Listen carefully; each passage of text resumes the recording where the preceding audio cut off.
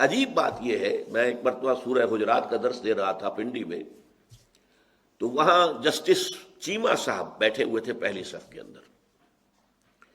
میں نے جب یہ بات بیان کی کہ بعین ہی یہی دفعہ پاکستان کے دستور میں موجود ہے، بات میں انہوں نے بتایا، میں چونکا کہ یہ کون سی دفعہ کا حوالہ دینے چلے ہیں۔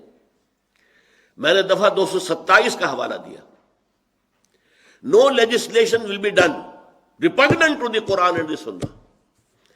میں نے کہا یہ صحیح ترین تعبیر ہے اس آیت کی، لا تقدموا بین یدی اللہ ورسولہ، no legislation can be done repugnant to the Quran and the Sunnah. لیکن بدقسمتی کیا ہے، وہ دفعہ فلی آپریٹو نہیں ہے، بے ایمانی کے ساتھ اس کو منتھی کر دیا گیا کونسل آف اسلامک آئیڈیالوجی سے، کہ کونسل آف اسلامک آئیڈیالوجی غور کرتی رہے گی، سوچتی رہے گی، دیکھتی رہے گی اور سفارشات پیش کرتی رہے گی۔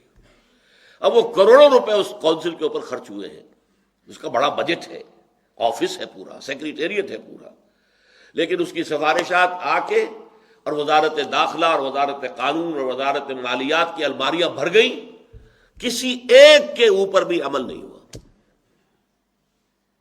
دستور میں پرووائڈڈ ہی نہیں۔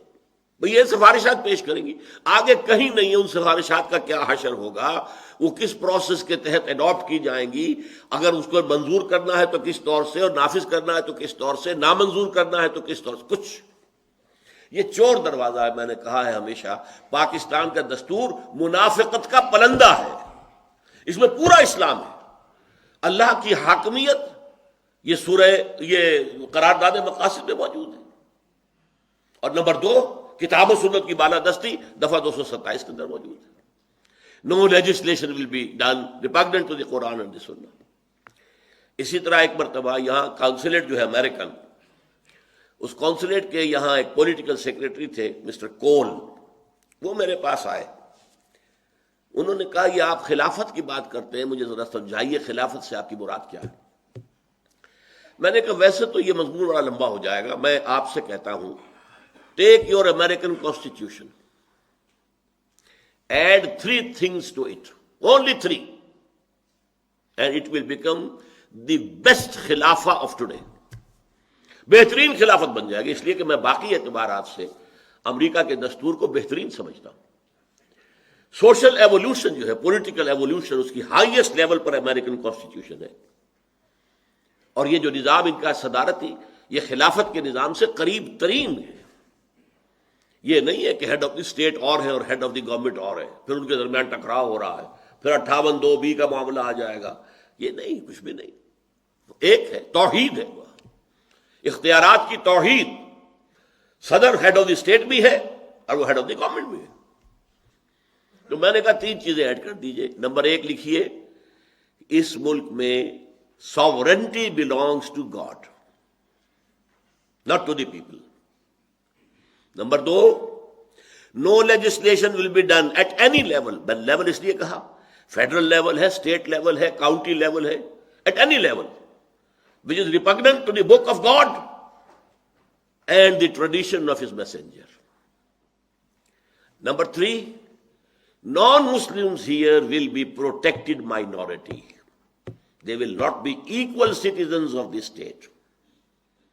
یہاں قانون بننا ہے کتاب و سنت پر مبنی، اور وہ نہ کتاب کو مانے، نہ سنت کو مانے، نہ رسول کو مانے، تو کیسے ایسوسیٹ کر لیے جائیں گے؟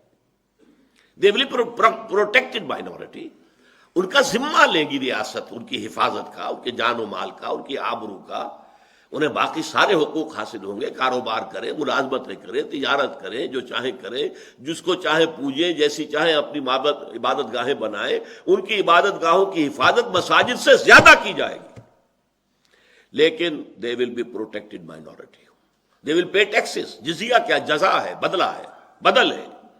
ذمہ کون ہے؟ جس کا ذمہ لیا گیا ہے، we are responsible for their safety، اور جزیہ وہ ٹیکس دیں گے، مسلمان زکوٰۃ دے گا، عشر دے گا، وہ ٹیکس دیں گے، بات ختم۔ اس نے کہا بات میں سمجھ میں آ گئی۔ تو یہ ہے اصل میں یہ ایک آیت، موسٹ پروفاؤنڈ آیت قرآن مجید کی، یا ایھا الذین آمنوا لا تقدموا بین یدی اللہ ورسولہ، لا تقدموا انفسکم یا لا تقدموا رأیکم بین یدی اللہ ورسولہ۔ ایک حد ہے تمہاری آزادی کی، اس سے آگے مت بڑھنا، اللہ اور اس کے رسول کے احکام جہاں آ گئے فل سٹاپ. لا تقدموا بین یدی اللہ ورسولہ واتقوا اللہ. یہ تو ایک قانون ہوا, نہیں بڑھ سکتے, no legislation can be done repugnant to the Quran and سنہ, لیکن اس کے اوپر عمل کرنے کے لیے روح تقویٰ لازمی ہے, ورنہ قانون کی انسان دھجیاں بکھیر دیتا ہے. ہمارے قانون, ہمارے دستور کے اندر یہ دفعہ موجود ہے اور زیرو ہے, not effective, not operative. Effective اور آپریٹو ہوگی اگر واتقوا اللہ, اللہ کا تقویٰ موجود ہو کہ ایک دن جانا ہے, اللہ کے حضور میں حاضری ہے, جواب دہی کرنی ہوگی. دنیا والوں کے ساتھ منافقت برت سکتے ہیں, دھوکہ دے سکتے ہیں, وہاں کون دھوکہ دے گا؟ یہ اگر تقویٰ ہے واتقوا اللہ. اور اس تقویٰ کی بھی پھر سب سے بڑی روح کیا ہے کہ یہ ذہن میں رکھو اللہ سب کچھ سن رہا ہے اور ہر چیز سے باخبر ہے. اس میں بڑی دھمکی ہے. کوئی اگر بزرگ کہتا کسی بچے سے دیکھو میں تمہاری حرکتیں دیکھ رہا ہوں, اب اس کے اندر کس قدر غضب جو ہے وہ مضمر ہے, اللہ جانتا تم کیا کر رہے ہو. یہ ایک بہت بڑی دھمکی ہے. اللہ تعالی ہمیں تقویٰ نصیب فرمائے اور ہمیں ملکی سطح پر اس ایک دفعہ کو پورے طور پر لاگو کرنے, آپریٹو کرنے کی توفیق عطا فرمائے. اقول قولی ھذا واستغفر اللہ لی ولکم ولسائر المسلمین والمسلمات.